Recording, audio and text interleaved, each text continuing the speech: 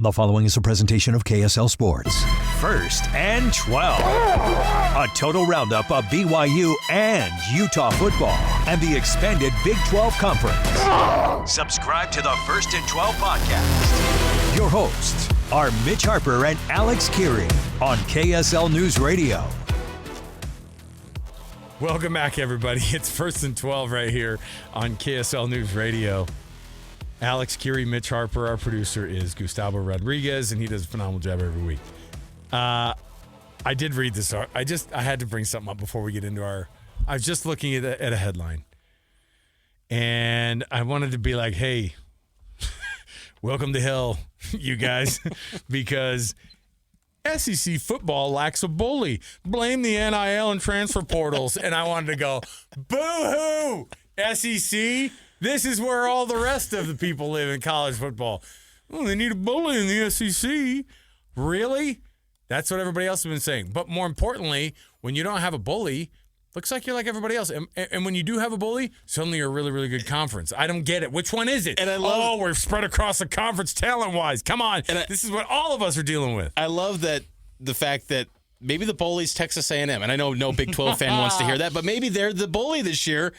But again, it goes back to the issues in college football where our minds, we go to this historical just biases, and we go, well, there's no way that Texas A&M could be the bully because they've always been terrible since the 40s. They've never won anything. How could they be the bully? It's like, maybe you do have a bully. It's just not your typical SEC bully that you've grown accustomed to with Bama, with LSU. Maybe it's Texas A&M. Maybe in the Big 10, it's Indiana. Maybe in the Big 12, it's Cincinnati. That's what I think were some of the issues for the media. They can't just embrace the idea, hey, maybe just this 1 year. And it might not be a long-lasting dynasty. I don't think many programs are ever going to have dynasties anymore that are just consistently annual, world beaters. But maybe for that 1 year, that team is the bully, and they're awesome, and just embrace it and enjoy the ride. But the problem is that we have preseason rankings. We have these preseason expectations that get placed on teams, and then that becomes the narrative really until about week 8 or 9.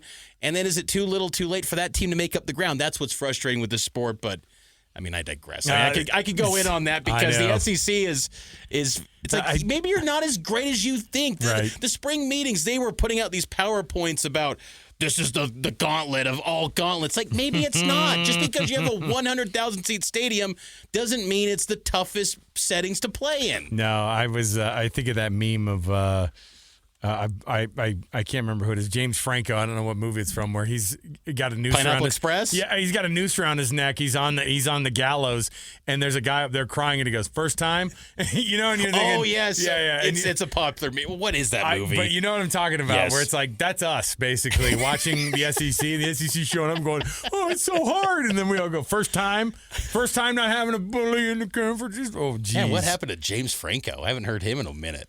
Is he still with us? No, he is. Let's get to what's next in the week ahead in the Big 12. The week ahead.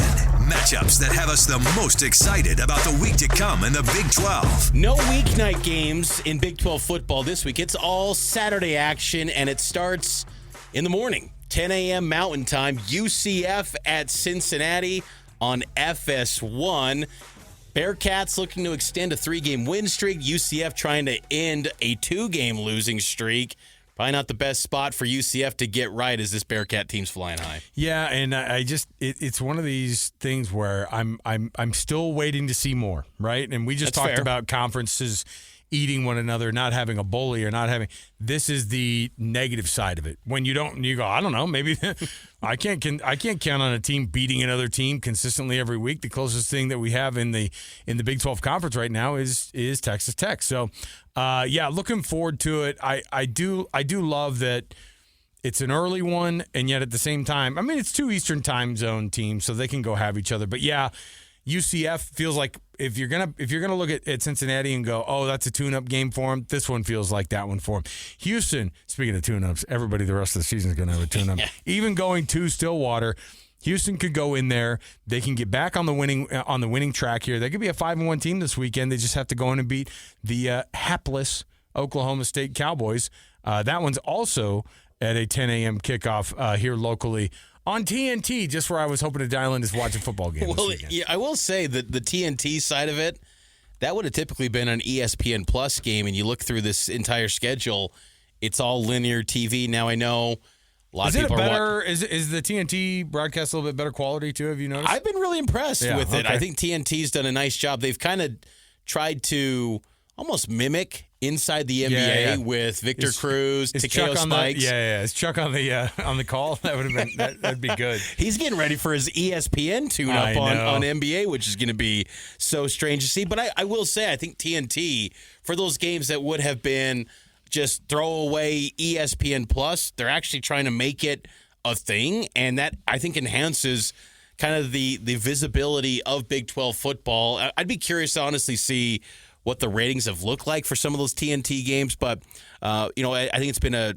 heavily produced product, which has been impressive to see. Number 22, Iowa State goes on the road at Colorado, 1:30 p.m. on ESPN.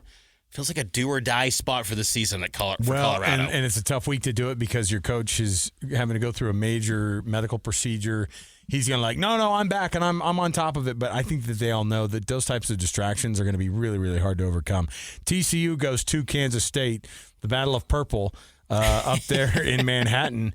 And weirdly enough, Kansas State, this is a do-or-die situation for them. Yeah. And TCU, they've got to get to the spot where people can go, oh, you can rely on TCU for a win here, And it's a big game for both of these teams. And so with that, you're going to have, I think, a pretty close one because it's still a lot of talent on that football field. Now, if TCU hammers Kansas State, then maybe TCU catapults into the top 25, which would be huge for TCU and just, again, the league to get nationally ranked teams in this conference. And one team that's nationally ranked is number 9, Texas Tech. They will host Kansas, 5:30 p.m. on Fox in Lubbock. So Texas Tech, after a long stretch on the road, it felt like, with the Utah game, then Houston, they're back in their cozy confines that are heavily resourced by Cody Campbell in Lubbock. I was going to say the house that Mahomes built. No, it's Cody Campbell. I've never seen a booster. Well, I shouldn't say never. I mean, there's Phil Knight, there's been Boone Pickens, but Cody Campbell's everywhere. Like, I'm seeing him on college football commercials. Yep. He is everywhere. Yep, absolutely. Number 18, BYU goes to Arizona. Talk about a matchup that's going to be big. That one's going to be at that primetime 6 p.m. kickoff on ESPN2. People are going to be watching that. From a regional standpoint, these teams have met each other a lot of times historically, and Arizona's and Brett Brennan and Coach Kalani Sitake know each other very well. They've been on the same coaching staff before up at Oregon State, right? And so I think that it'll be a fun one to watch down there in Tucson. And Brett Brennan kind of sending out the early message to the Arizona faithful, please be respectful because remember, the Arizona fans in January February for the basketball season at the McHale Center, they had the bleep the Mormons chant. So Arizona's trying to get ahead of it and say, please be respectful. We've seen the fallout. There's still articles and coverage from the Colorado mess and the code of conduct that changed. So look, BYU's not trying to push this, but Arizona, I thought it was noteworthy that Brent Brennan was just saying, hey, please come, but be respectful. Yeah, from an administrative standpoint, there's one thing. From the other, it's like, do I know these guys? I don't embarrass me in front of these dudes. And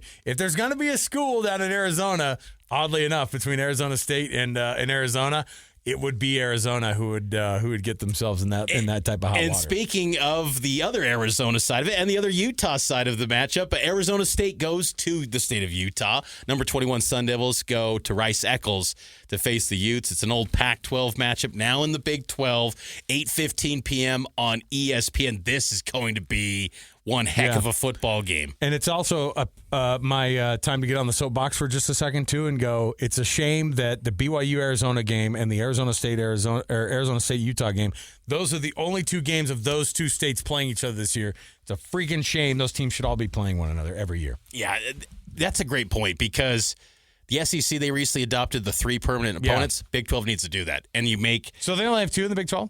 There's really no one other than BYU and Utah, Kansas State. Yeah, there are some Baylor, TCU, but there's no every year you're guaranteed to play this team.